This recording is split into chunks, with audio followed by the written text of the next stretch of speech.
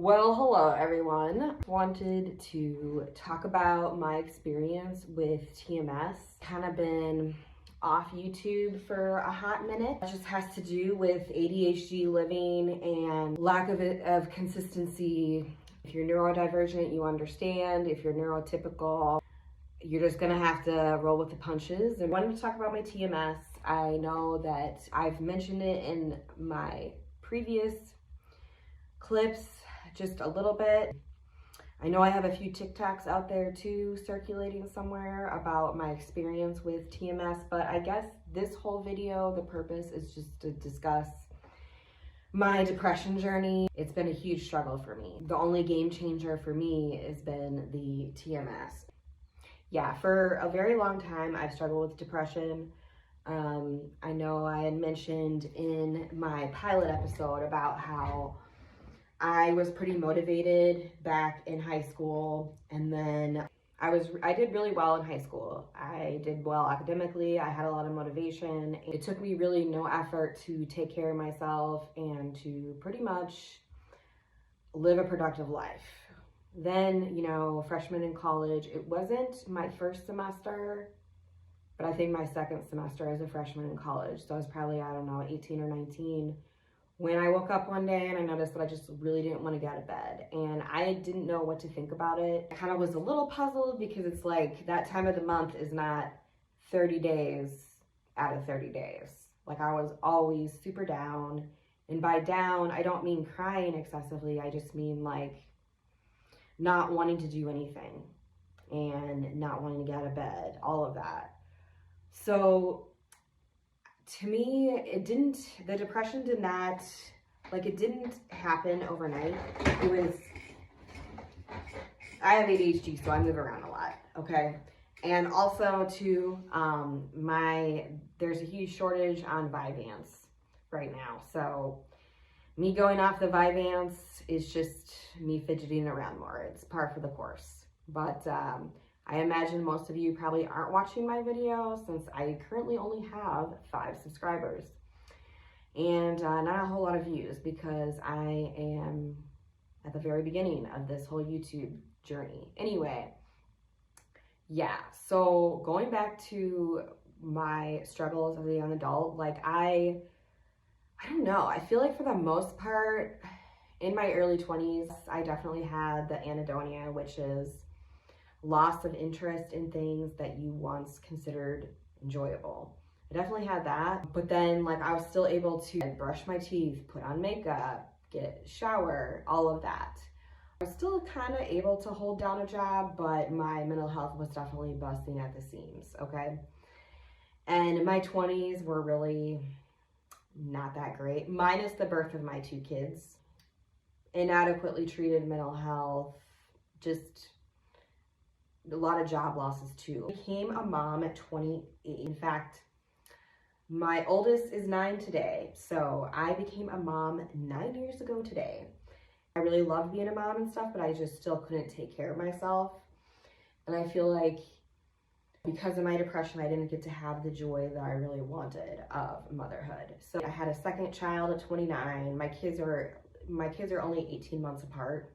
It was just this pretty debilitating depression that I was dealing with.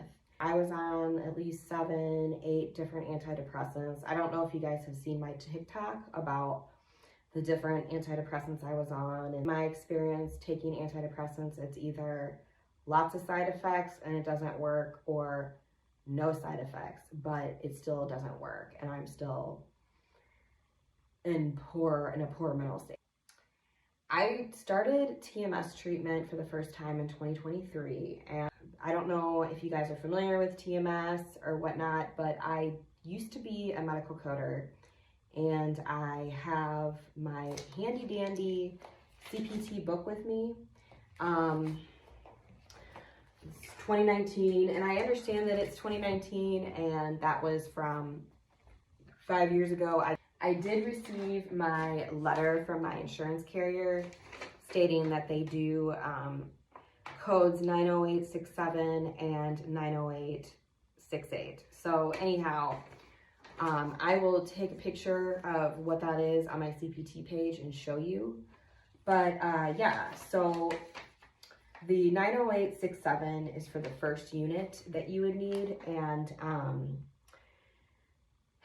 that would be therapeutic, repetitive, transcranial magnetic stimulation TMS treatment initial, and that includes like cortical mapping, motor threshold determination, delivery and management. So there's that part, and then you basically do 30 sessions. So the last 29 would be the subsequent delivery and management. So it's just basically, you know, I go there, and again, I'm not a scientist, so I don't know how to explain this in the vernacular, but you know, you sit and there's like this machine, and it kind of delivers you these brain zaps and whatnot. I'm on my second week with my second time of doing TMS. So the first time I did TMS in April of 2023, like you fill out a questionnaire, and the higher, the worse, the lower, the best. So it was on a scale from 0 to 27, where 0 is you're like the happiest ever, and then 27 is, you know, you are just so miserable, you're basically suicidal, like that level depressed. So I had scored a 20 the first day, and then on my last day I had scored a 6, which is excellent. I would say, it's the overall agony that I have when doing any sort of tasks like laundry, cleaning, all of the things that man or woman with depression doesn't want to do. I think I did come across an article on WebMD that stated that some of the hidden, less talked about symptoms of depression is if you live in filth, but you're constantly thinking about cleaning, that could be a sign of depression. And while I can't prove or disprove that, I do feel like that is definitely the case for myself, because for a long, long time, I'm constantly miserable about the house not being in a good, clean state. But when it comes down to actually having the energy, having the motivation to do that, I don't have it. You know, it's tough. It really is tough. Well, yeah, that was my experience with TMS. And, you know, one thing that I noticed from others is that I seem to be a lot more upbeat. I seem to smile more and all the things. Another piece of TMS is the fact that I was told by the nurse practitioner that runs the clinic that you need to do, like it's only good for, you know, every 6 to 12 months. So I noticed, I think my first day back at the clinic was February 16th of this year. And I had filled out an initial questionnaire, and my scoring was a 14, which, I don't know. That's not remotely as bad as a 20, like when I initially started TMS, but I definitely felt like all the housework was starting to pile up again, and I just couldn't keep up with things anymore. And like the TMS treatment kind of disappeared. So yeah, I don't know. I think it's only good for 6 to 12 months. But the nice thing about the clinic, and I'm sure most clinics are this way, is that they're very flexible. Usually these treatment sessions are only 3 minutes long, and you know, the clinics are available like 7 a.m. to 7 p.m. and they're very flexible with scheduling, because you know, I'm a divorced mom, and I have a full-time job, because obviously with only having 5 subscribers on YouTube, I can't quit my daytime job anytime soon, if ever.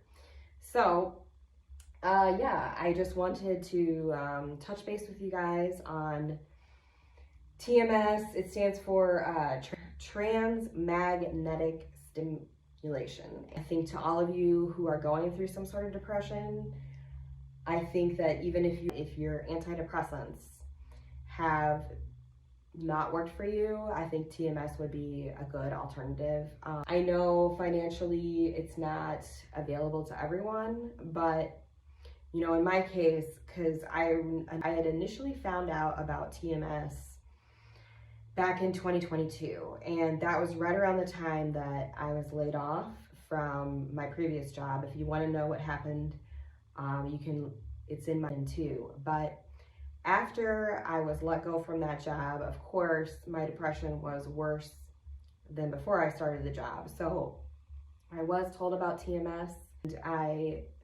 and my current day job, I've been there for about 18 months. I currently work for the state, so the pay at my state job is really nothing to write home about. However, the benefits are pretty fantastic.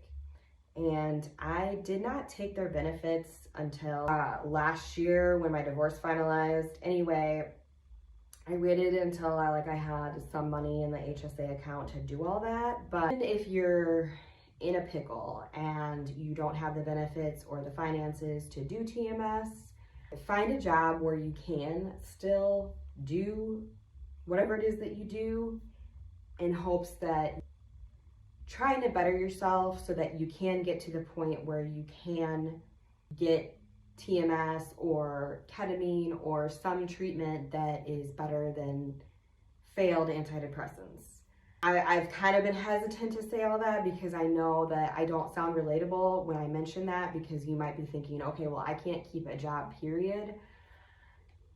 And you know, that might be the case. The other nice thing about TMS or the clinic is that they are able to put you on a payment plan. So definitely are alternatives for those of us who don't, you know, we're either unemployed, we don't make a lot of money, or, well, I was on the phone with a relative who was asking me about, you know, going to TMS or doing TMS a second time, okay?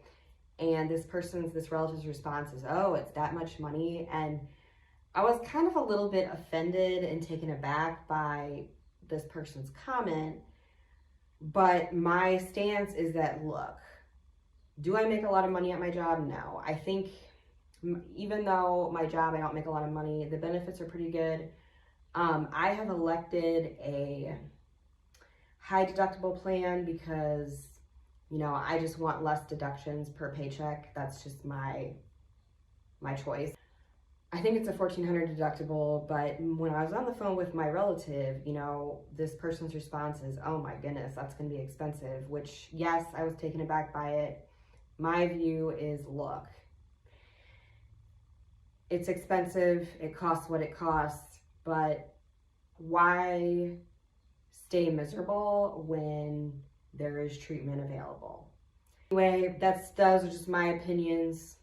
So, you know, take it or leave it. I do appreciate TMS and what that has done for me. I am hoping that I can do better things and do more things and reach life goals, having undergone treatment that actually works for me. I think, to me, the big difference is that prior to TMS, my attitude was, I can't do anything, let alone the big goals, you know, because for example, my goal, pending if the housing market ever gets better or goes back to pre-2020 prices, I would like to purchase a home, okay?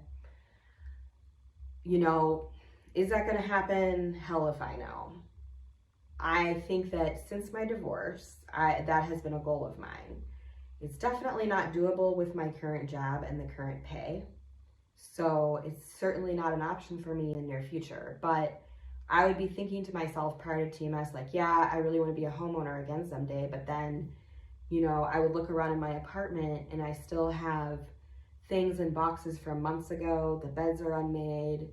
Everything is disheveled. There's dishes in the sink. They're piling up. Laundry's piling up.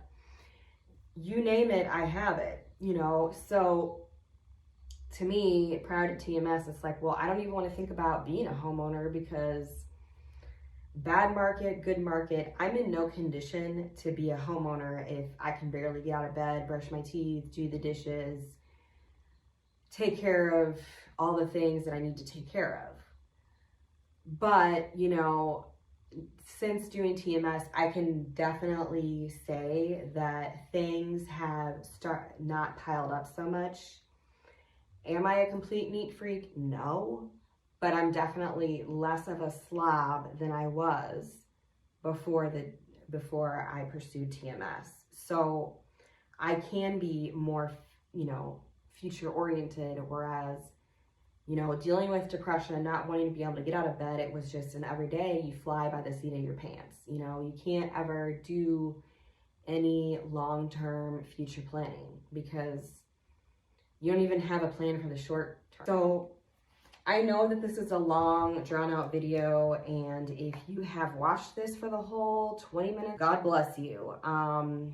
Yeah, I'm off Vyvanse, can't get it anywhere, so you know, I'm just going to be more scatterbrained, but I'm neurodivergent, and that's how it goes sometimes.